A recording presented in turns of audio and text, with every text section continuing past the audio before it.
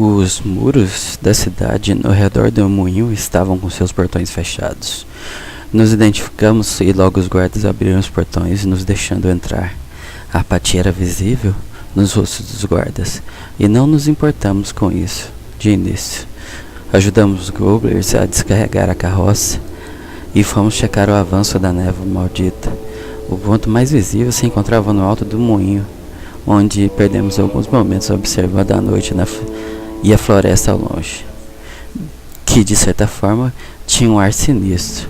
Fora os goblins que faziam certa quantidade de barulho, o restante da redondeza estava sinistramente silencioso. Cansadas, nos unimos aos goblins na noite. Só mais tarde fomos descobrir que era uma tribo e possuía toda uma hierarquia. Um goblin ancião se aproximou, contando uma história sobre espíritos furiosos e como eles haviam amaldiçoado as coisas nessa localidade. A princípio, a capitã e eu não levamos muito a sério e comemos e bebemos da comida dos goblins. A humana pequena parecia ter algum tipo de receio e se sentia muito mais confortável ao lado do Senhor Fofo, maneira como carinhosamente ela chamava o gigante de ferro. A noite se provava fria. As crianças goblins brincavam alegres e sorridentes. A capitã mantinha preocupada, e eu também, de que hora ou outra a névoa chegasse até a muralha. Já tínhamos prática em esperar por essas coisas. A capitã se acomodou de um lado da fogueira goblin e eu do outro lado. Nós duas sempre de frente ao portão. Me apoiei como se estivesse dormindo e deixei as pistolas invasoras livres, que se mantinham pesadas em seus coldres. Deixei meus sentidos espalharem pelo local. Com o tempo, o som de crianças brincando diminuiu até não ter mais nenhuma nas proximidades. O goblin ancião também se recolheu. Seus movimentos eram facilmente audíveis, som de passos cansados e uma bengala. O resto da tribo foi silenciando aos poucos, deixando agora o som do vento e os animais noturnos, que eram poucos. Um casal de goblins amantes, em uma localidade próxima, copulava, e pelos risos e gemidos acredito que estavam felizes, dado certa hora da noite, quase ao amanhecer.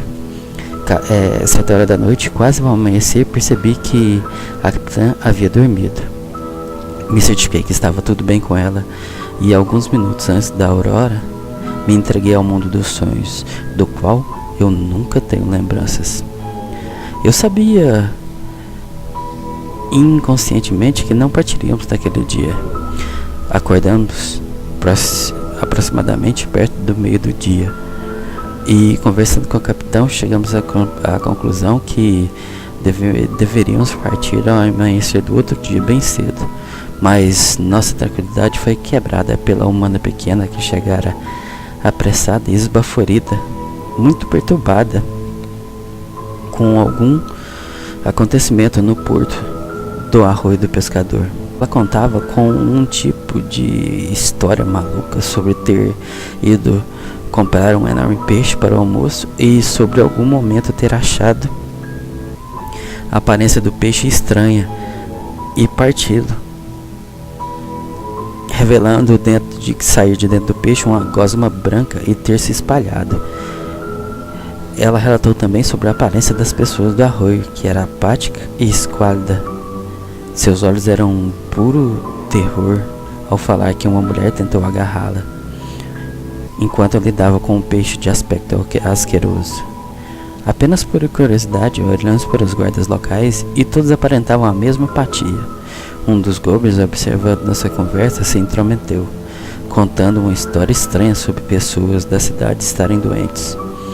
Falamos novamente com o ancião goblin, e a história que foi contada pelo ancião foi adicionada que os espíritos locais da terra estarem furiosos, e por isso a comida não era tão boa. Tanto os espíritos da floresta quanto os espíritos do campo estavam punindo as pessoas por algum erro no passado. A humana pequena, ao saber que os espíritos locais amaldiçoaram a comida, começou a arrancar as roupas desesperadamente, ficando nua em nossa frente, para surpresa de todos. Seu corpo era pequeno, bem abaixo da média humana, mas seu torso era firme e modelado pelo trabalho árduo nas fundições. Suas pernas eram torneadas e seus braços eram fortes. Senti um arrepio a ver seus seios firmes e seu pequeno baixo ventre tocado pelo fogo. Sim, eu disse tocado pelo fogo. Por sorte, o poder de concentração de um pistoleiro é disciplinar e me mantive somente a admirar. Rapidamente, entreguei meu manto a ela, que cobriu seu corpo formoso. A capitã observava com um enorme sorriso, mas, para nossa surpresa, a humana pequena queimou suas roupas, alegando que tinha sido tocadas por uma mulher que podia estar doente. Ou seja, ela agora andaria nua por baixo do manto. Esperamos até o anoitecer e comemos a comida oferecida pelos Goblins. A capitã mais uma vez subiu ao moinho para observar a névoa ao longe e, após encontrar com alguns Goblins curiosos, resolveram fazer um acordo para que eles monitorassem o avanço da névoa e a informassem com medições aproximadas pelos próximos meses. Nessa noite, a humana pequena se recolheu e dormiu junto aos Goblins. A capitã e eu alimentamos-nos bem a fogueira e nos mantivemos preparados para tudo. Nessa noite, até adormecermos. Amanheceu e preparamos para partir, mas a humana pequena ainda estava preocupada com a doença. Foi quando eu e a capitã resolvemos que não partiríamos, não sem antes dar uma olhada na cidade. Deixamos a humana pequena no acampamento Goblin e descemos para a cidade, que estava estranhamente quieta. Algumas pessoas, ao nos ver, fecharam as janelas. Outras se escondiam nas sombras. Agora, prestando atenção na cidade, vi que tinha um aspecto velho e descuidado, como se já não houvesse pessoas habitando há muito tempo. Quando mais nos aproximávamos do centro, um cheiro de água velha e lodo se fazia presente. Quando chegamos no centro da cidade, avistamos um poço. As pedras à sua volta tinham um aspecto de lodo e musgo velho. As casas ao redor do poço agora se pareciam com taperas prontas para desabar. Como duas raposas, detectamos um cheiro estranho vindo do poço, e ao nos aproximarmos, vimos que era bem profundo e havia algo fétido lá embaixo. A capitã jogou uma pedra e o barulho lá embaixo não era de água. A capitã queria por tudo descer, mas antes que ela pudesse fazê-lo, senti os cabos das pistolas invasoras vibrarem e minhas mãos fizeram seu trabalho. Em segundos, as pistolas estavam fora de seus coldres e eu havia disparado para dentro do poço 3 disparos que ressoaram como trovões dentro do poço. E eu posso te jurar que o poço respondeu. Um urro de algo irritado lá dentro nos fez afastar da boca do poço. A capitã apertava as luvas e a sua bandana da matança. Nunca disse a ela, mas a cada banho de sangue novo, essa sua bandana se tornava cada vez mais de uma cor diferente. Saltitei como um fantasma pela rua e depois para a cobertura de um barril em uma varanda próxima. Meus dedos apertavam tão forte os cabos das pistolas que os ossos rangiam ante a pressão. A capitã ficou um pouco afastada da boca do poço, esperando o que quer que saísse de lá. Então, de súbito, algo saiu rapidamente da boca do poço.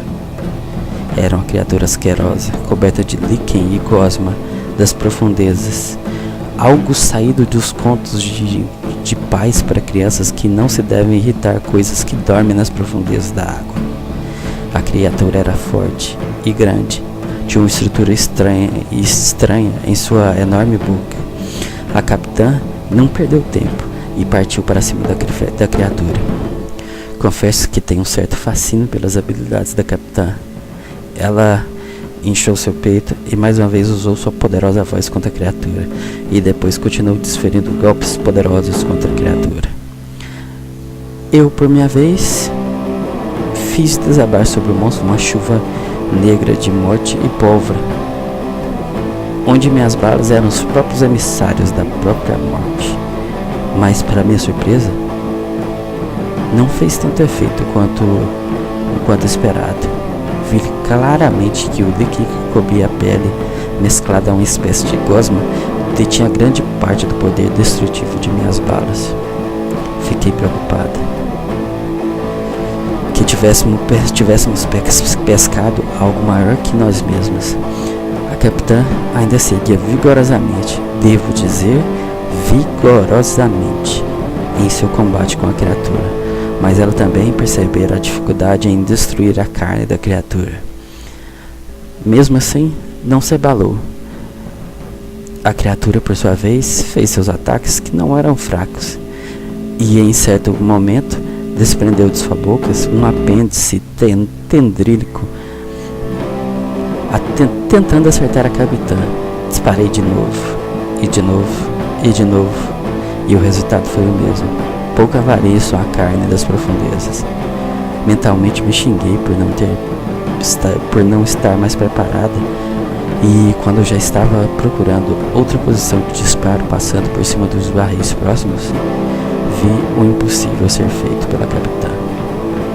Ela aplicou na criatura um de seus golpes que geralmente ocasionam um nocaute para humanos, mas ela executou isso próximo à boca do poço para empurrar a criatura de volta às profundezas de onde tinha saído. Devo admitir que foi uma ótima tática e um pensamento rápido. O monstro, por sua vez, perdeu totalmente o equilíbrio e despencou pesadamente no poço. Os segundos que se passaram depois foram uma eternidade, até que por final ouvimos o barulho de algo se partindo dentro do poço. Nos aproximamos e agora só tinha silêncio ali. Haveria o monstro morrido na queda? Por precaução, disparei mais umas vezes dentro do poço, fuzilando o poço como o próprio inferno, e não houve resposta. A capitã achou uma escada presa na lateral do poço e desceu, me deixando preocupada. No interior do poço, ela constatou que o monstro estava morto, com o pescoço quebrado pela queda, e que ali era seu covil nas profundezas. Diversos corpos semidecompostos e semidevorados, materiais dos corpos espalhados e a gosma branca que saía da cabeça da criatura. Crânios perfurados e algo muito parecido com um órgão, por algo muito parecido com seu órgão tênreo. Recolhemos tudo do poço que fosse possível, inclusive a cabeça da criatura, e fomos verificar a redondeza. O pavoroso foi saber que os habitantes estavam mortos e agora seus corpos se desfaziam ali na nossa frente, tal como se, ao morrer da criatura, cessasse o controle que tinha sobre eles. Imaginamos que a criatura os infestava com algum tipo de parasita que os mantinha como uma espécie de zumbi morto-vivo, o que explicava a apatia das pessoas, que agora se decompunham em toda a cidade. Recolhemos algumas pilhagens na cidade, em escombros.